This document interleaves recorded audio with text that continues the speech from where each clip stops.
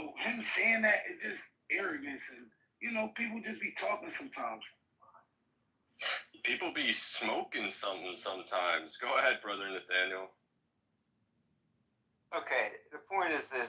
Look at who's trying to be destroyed. Go to Google, go now to Yandex.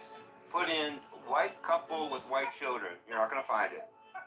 Now, why is that? Because the Jews are genociding the white race. Why is it in our public schools you have critical race theory? Why? That children beginning at kindergarten should see themselves as bigots if they're white. Now, who created this particular curriculum? I'll tell you who. She's a Jew. Her name is Randy Weingarten. She's the head of the American Federation of Teachers. And it was my father who introduced me to the whole realm of Jewish control. All right, not that he was against it, but he wanted me to know it. She's married to a woman, a rabbi. She's a lesbian. She hates the white Christian collective because a white Christian collective will tell her you're committing sin by being married to a lesbian. You think the Jews want to hear that they're sinning? No, they want to tell the white Christian that they don't believe in human rights. See, that's how they'll take something depraved and they'll turn it into a meme, like this whole lobby called the Human Rights Society. This is the one that pushes politically, that pushes through legislation with tons and tons of Jew donors, like the one who used to own Twitter. I forget his name, Elliot. Okay? This is the reason that you cannot defend your white race. The Jews won't let you. They will call you a bigot. They will call you a racist. But anybody else who wants self-determination for their race, like Jews in Israel, that's just fine. But for a white man, no, you're a racist. You're a bigot. You've got problems. You have a history of racism. Your children are being taught that. Guys, it's very simple. The white Christian nationalists, the reason they're so they try to berate it so much and make it seem evil and Nazis and Hitler is because that is the ultimate threat to their power structure. I want to speak to this nationalist idea. The white Christian culture in America, up to the open immigration law of 1965, did not have to identify themselves as nationalists.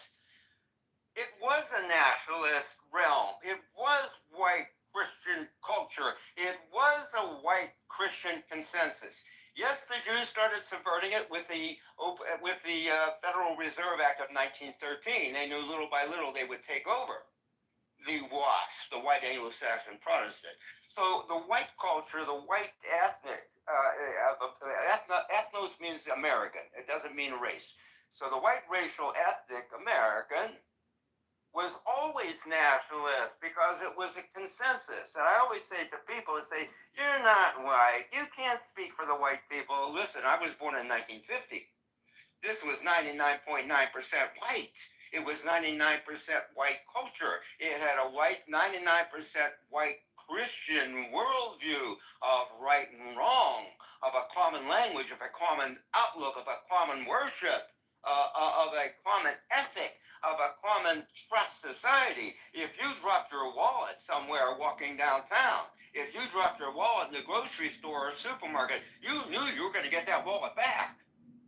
Because we had a trust society where everybody cared for one another. Yeah, that wallet would be picked up and given back to you. Or if it was found, it would be turned into the local police department. They'd call you and say, hey, we got your wallet. But that doesn't exist today.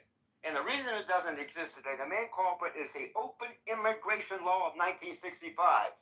This was pushed by the American Jewish Committee, and their promo boy was Jacob Javits. Open the floodgates when it was passed. And every third world country and their 13th cousin came here. The quotas were dropped. That was the ruin of America. That was quite good, Brother Nathaniel. I'll give you a quick round of applause for that one. I enjoyed that rant. Well, I have a dozen encores to that, too, because I grew up in this. I saw this as a kid. I didn't like it, but I saw it. My father introduced me to the political world when I was